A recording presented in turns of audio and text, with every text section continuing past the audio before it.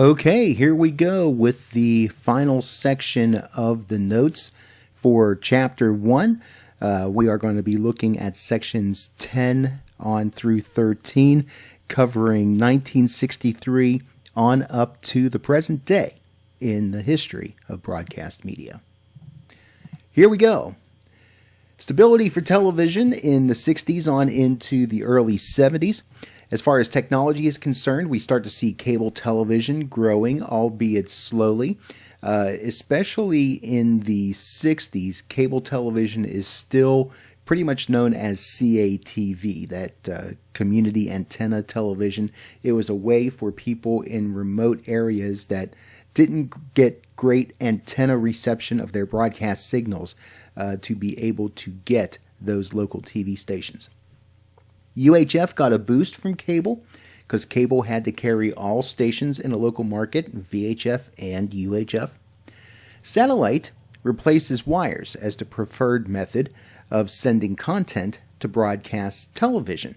So this gives a lot of flexibility to networks and to local television stations in order to be able to get programming to put out to its audience. We also start to see the advent of public television. Public broadcasting involves stations owned by schools, governments, and community organizations. So these are not for-profit television stations. There's several different types that are out there that are owned by these different groups. The most prominent ones that you're going to know of are certain broadcast TV stations that may air different types of religious content. There are some local TV stations in some markets that are non-commercial that basically air community news, community affairs, that sort of thing. The big one that most of us is going to be familiar with, though, is what we know today as PBS. PBS started off in 1967 as the Corporation for Public Broadcasting. That was created by the Public Broadcasting Act, and the CPB is what created PBS, the Public Broadcasting Service, and that manages the network connection between CPB and local public stations. So all those programs that you know of on UNC television, for example, are connected to the network PBS, which is run by the government's Corporation for Public Broadcasting. Some new regulations were put into place as well. Laws passed to prohibit cigarette advertising on television came about. Also, what came to be known as the prime time access rule. So prior to this rule being passed, networks generally would broadcast 7 days a week between 7 p.m. and 11 p.m. The primetime access rule gives the 7:30 to 8 o'clock slot back to local stations for programming, and the idea behind this rule was to give local TV stations an opportunity to air local content in their communities so that it wouldn't be all national programming all evening long. Programming in the 60s and early 70s introduces violence on television, such as shows like The Untouchables. You also see some maturity in comedy, dealing with some rather hard issues of the day. Shows like MASH and All in the Family were pioneers in that sort of thing. And the network news increases to 30 minutes. It had been 15 minutes up to this point. And local newscasts become popular as well. So you start to see, in most markets, local news followed by the national newscast. Changes for TV starting in 1975. In the world of competition, you see cable television taking more and more prominence. They're taking away broadcast viewers with the options of premium cable television stations and different super stations that are out there. So premium cable would be a lot of the networks that you would pay for to receive on top of what you would normally get with a cable TV package. This would be stations like HBO and Showtime, sometimes different sports networks and that sort of thing. Super stations are local broadcast stations that make themselves available as cable TV stations to air in multiple markets. Video cassette recorders, VCRs, allowed people to record TV and watch it at a later time. It also allowed consumers to rent or purchase theatrical movies. And television saw this as a threat to airing its content live, having its audience sit there and watch it live. And it could impact their ratings. It could impact their advertising revenue, at least from the point of view of the local TV affiliates. New networks came into prominence. Some of these that you have heard of, Fox, still around today, became a very major player. And then you also see the advent of the WB network, UPN, and PAX. All of those have now changed iterations since their advent. Cable channels, the internet, video games, and pre-recorded video cassettes. All of these things coming into play now as competition for TV, competition for those eyeballs. In 1996, the Telecommunications Act allowed telephone companies to provide TV services. So you have another set of companies that are now in the running to get those eyeballs, and another threat to local television, at least, again, the way that local TV sees it. Mergers also becoming prominent in this era. Two main strategies behind mergers and acquisitions. First off, there's diversification. This is the idea of branching out into other businesses. And you see this on the national level. You see this on the local level. So you may have a television network, for example, that is also involved in television production, in movie production. CBS also has publishing under its arms. Simon & Schuster is owned by CBS. Local affiliates can also get into diversification. Capital Broadcasting, which owns WRAL in Raleigh, is also largely involved in real estate. They own buildings in Durham and in Rocky Mount. They are also the owners of the Durham Bulls. So you have media getting involved in different types of media and in different types of businesses in general. Vertical integration is the idea of expanding into related businesses at different points in the production process. So again, the idea that you may have a television network that owns a production company, that owns an advertising agency, that owns many other arms of media, internet companies, for example. So Time Warner purchased AOL, for example, to increase its reach besides just being a cable television company. Here's some of the some other examples of ways that these mergers and acquisitions and vertical integration all comes into play. All of these companies, Capital Cities, ABC, Disney, ESPN, that is all one major corporation. General Electric, RCA, NBC, all own Universal and Telemundo and Comcast, and on and on and on. As a matter of fact, right now, the latest numbers that I saw show that there's 6 companies that basically own 90% of media in the United States. Many critics have argued that continued mergers will severely limit the number of diverse social and cultural voices. Others say that small media groups have no chance to compete in today's communications world. So there's an urgency of sorts for those that want to survive in the world of broadcast media, that they need to grow, they need to develop, they need to diversify if they're going to make it. There are very few local television station owners in particular that are still out there in the United States. There are some, but the numbers are getting smaller and smaller and smaller, and the numbers of local radio owners are getting smaller as well. Public television searching for a mission? Well, Public TV suffered with a lack of money and a search for purpose. This happens quite a bit during public television's existence. There have been times that there have been calls for PBS to be defunded. Government has lowered allocations for public television from time to time. Also, cable educational channels were taking viewers away from PBS with the advent of channels like the History Channel, the Discovery Channel, National Geographic, doing different types of documentaries. It takes away the eyeballs from PBS affiliates.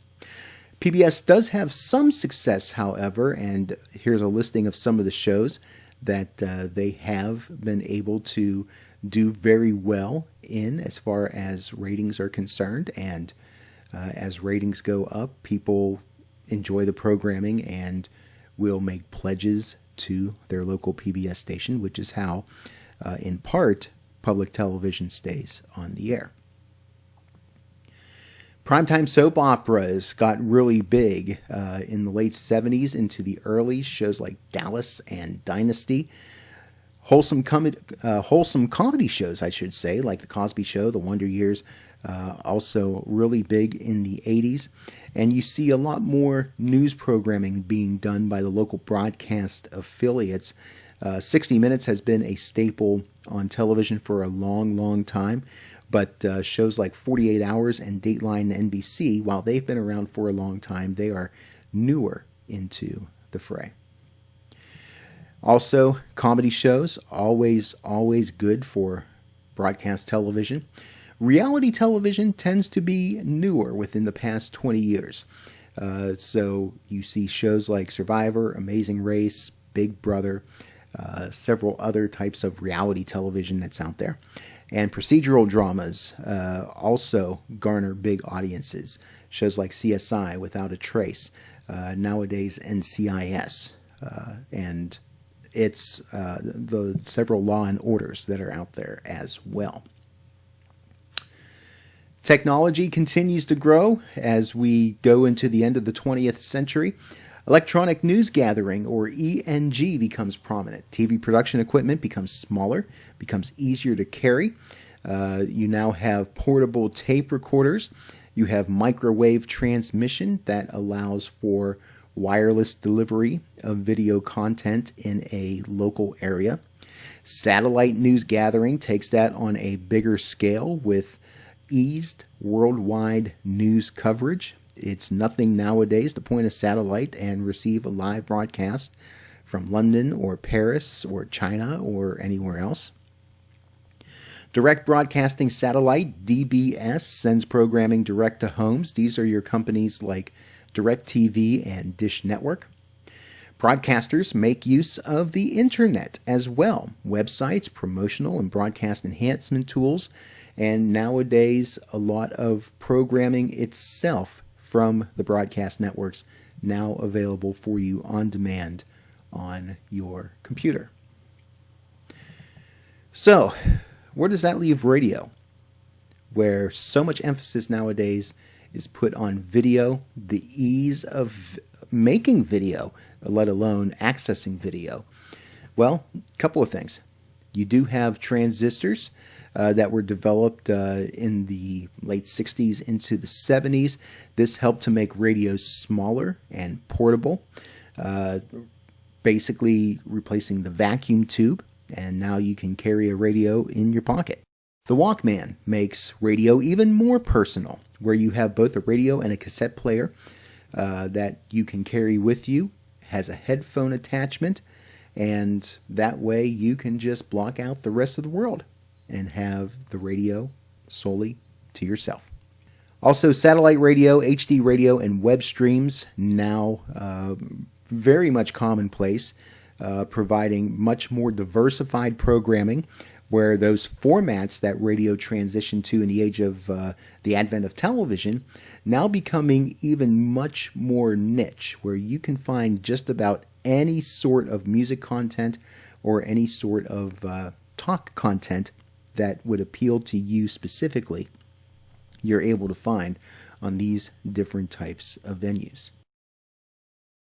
We mentioned early on that FM radio was slow to catch on, especially in the 40s, but it did eventually replace AM as the preferred radio service. FM could be broadcast in stereo and was much more clean and crisp and clear than the static that comes in on many AM stations. AM stations were hard to come by for new owners, but there was plenty of FM available, so as people invested in radio, FM became more and more prominent. FM stations were able to develop new formats that were attractive to listeners, especially in music formats. And AM was forced to find specialized formats. Nowadays, the vast majority of AM radio is going to be some sort of spoken word. Now, there are different types of music formats that still live on AM.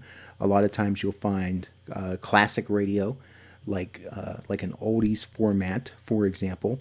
You may find different cultural formats that perhaps a Hispanic format or something like that, in which it's hard for the owners to be able to put that on FM for cost reasons, for logistical reasons.